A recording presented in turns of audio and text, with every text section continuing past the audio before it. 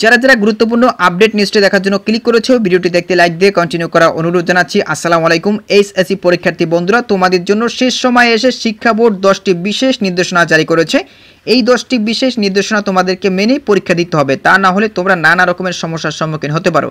তো প্রিয় শিক্ষার্থী বন্ধুরা, কি সেই 10টি বিশেষ নির্দেশনা আজকের এই ভিডিওটির মাধ্যমে জানতে পারবে।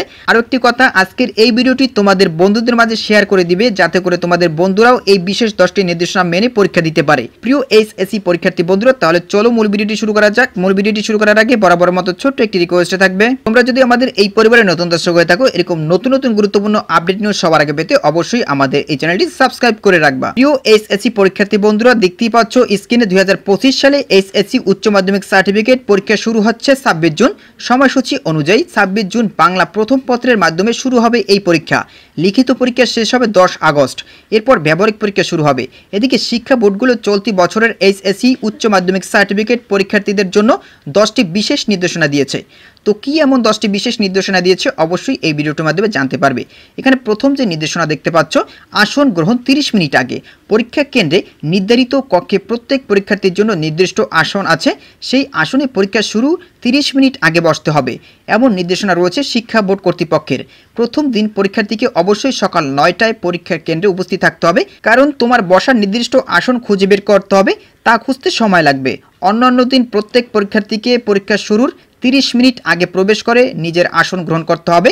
রাস্তায় যানজটের কথা মাথায় রেখে পরীক্ষার কেন্দ্রে যেতে হবে। প্রিয় এইচএসসি পরীক্ষার্থী বন্ধুরা, দ্বিতীয় নাম্বার যে নির্দেশনা সেটি হচ্ছে, প্রত্যেক পরীক্ষার্থীকে উত্তরপত্র সরবরাহ করা হবে। পরীক্ষার সময় তোমার উত্তরপত্রের সঙ্গে ওই মার্কশিট থাকবে। উত্তরপত্রে ওই মার্কশিটে তোমার পরীক্ষার রোল, রেজিস্ট্রেশন নম্বর, বিষয় কোড, বোর্ডের নাম ইত্যাদি যথাযথভাবে প্রথমে বল পয়েন্ট কলম দিয়ে লিখতে হবে, পরে বল পয়েন্ট কলম দিয়ে সঠিকভাবে বৃত্ত ভরাট করতে হবে। মনে রাখতে হবে সঠিক ডিজিটের বৃত্তটি অবশ্যই ভরাট করতে হবে। পরে তৃতীয় নাম্বার যে নির্দেশনা সেটি হচ্ছে, উত্তরপত্র ভাঁজ করবে না। মনে রেখো, কোনো অবস্থাতেই তোমার এইচএসসি পরীক্ষার খাতা বা উত্তরপত্র ভাঁজ করবে না। উত্তরপত্র ভাঁজ করলে এর সঙ্গে থাকা ওই মার্কশিট ক্ষতিগ্রস্ত হতে পারে। এরপরে দেখতে পাচ্ছ 4 নাম্বার যে নির্দেশনা সেটি হচ্ছে, ক্যালকুলেটর ব্যবহার। পরীক্ষার সময় পরীক্ষার্থীর শুধু সাধারণ সায়েন্টিফিক ক্যালকুলেটর ব্যবহারের অনুমতি আছে, কোনোভাবেই উচ্চতর সায়েন্টিফিক ক্যালকুলেটরের ব্যবহার করতে পারবে না। এরপরের যে নির্দেশনা সেটি হচ্ছে, পরীক্ষার মাঝে বিরতি থাকবে না। এইচএসসি প্রত্যেকটি বিষয়ে পরীক্ষার প্রথমে বহু নির্বাচনী অংশ ও পরে সৃজনশীল বা রচনামূলক তত্ত্বীয় অংশের পরীক্ষা হবে।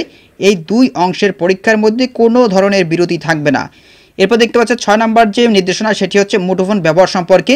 এইচএসসি পরীক্ষার কেন্দ্রের ভেতরে কোনো পরীক্ষার্থী পরীক্ষা চলাকালীন মুঠোফোন সঙ্গে নিয়ে যেতে পারবে না, তাই এই বিষয়টি অবশ্যই মেনে চলতে হবে। এরপরে দেখতে পাচ্ছ 7 নাম্বার যে নির্দেশনা সেটি হচ্ছে, এইচএসসি পরীক্ষায় প্রত্যেক পরীক্ষার্থীকে বহু নির্বাচনী, সৃজনশীল বা রচনামূলক তত্ত্বীয় ও ব্যবহারিক অংশে প্রযোজ্যের ক্ষেত্রে পৃথকভাবে পাশ করতে হবে। এরপর দেখতে পাচ্ছ 8 নাম্বার যে নির্দেশনা সেটি হচ্ছে, প্রবেশপত্রে উল্লেখিত বিষয় পরীক্ষা। প্রত্যেক পরীক্ষার্থী শুধু রেজিস্ট্রেশন কার্ড বা পরীক্ষার প্রবেশপত্রে উল্লেখিত বিষয় বা যে বিষয়সমূহের উল্লেখ করা আছে সেই সব বিষয়ে পরীক্ষায় অংশগ্রহণ করতে পারবে, কোনো অবস্থাতেই অন্য বিষয়ে পরীক্ষায় অংশগ্রহণ করতে পারবে না। পরে যে বিশেষ নির্দেশনা সেটি হচ্ছে, পরীক্ষার সময় কোনো পরীক্ষার্থী পরীক্ষা নিজ কলেজ বা প্রতিষ্ঠানে অনুষ্ঠিত হবে না। পরীক্ষার্থী স্থানান্তরের মাধ্যমে প্রত্যেকটি পরীক্ষার্থীর জন্য আসন বিন্যাস করা হবে। সর্বশেষ যে বিশেষ নির্দেশনা সেটি হচ্ছে, উপস্থিতি পত্রে স্বাক্ষর। পরীক্ষার দিন প্রত্যেকটি বিষয় বহু নির্বাচনী, সৃজনশীল বা রচনামূলক তত্ত্বীয় ও ব্যবহারিক পরীক্ষার অংশে পরীক্ষার্থীর উপস্থিতি পত্র রয়েছে, মনে করে অবশ্যই পরীক্ষার উপস্থিতির জন্য সেই উপস্থিত পত্রে অবশ্যই প্রত্যেক পরীক্ষার্থী স্বাক্ষর করবে। আশা করি তোমরা 10টি বিশেষ নির্দেশনা সম্পর্কে জানতে পেরেছো। এই 10টি বিশেষ নির্দেশনা মেনে তোমাদেরকে পরীক্ষা দিতে হবে। তো প্রিয় শিক্ষার্থী বন্ধুরা, এই ছিল মূলত আজকের আপডেট নিউজ। এই বিষয়ে যদি তোমাদের ব্যক্তিগত মতামত থেকে থাকে তাহলে অবশ্যই কমেন্ট করে জানাবে। পরবর্তীতে নতুন কোনো ভিডিও নিয়ে তোমাদের মাঝে হাজির হবো। সবাই ভালো থাকবে, সুস্থ থাকবে। আল্লাহ হাফেজ।